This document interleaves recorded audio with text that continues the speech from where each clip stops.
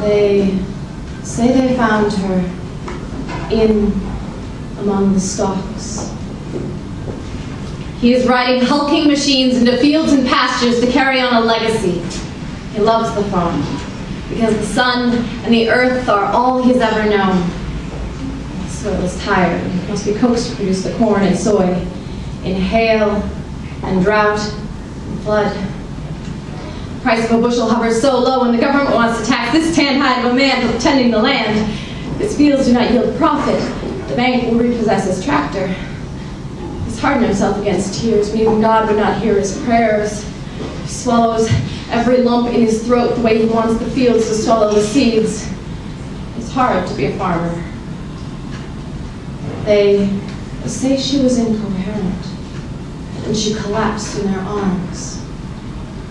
It is hard to be a farmer. It is harder still to be a farmer's wife.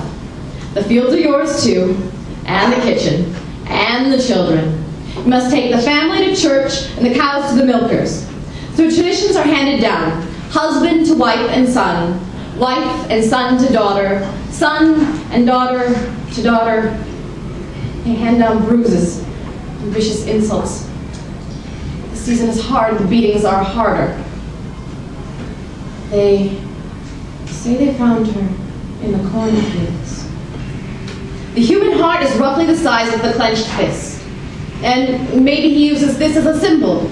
His heart pumps and beats too fast and too hard for her, and he loves her eyes until they are purple and swollen, and he loves her arms and legs black and blue, and he loves with his fingers until they have left their indelible mark on her neck, like you were trying to squeeze rain out of the air and sky, like you were trying to squeeze just a little more time out of the bank loan. And he loves her, and he loves her so hard. It's so hard.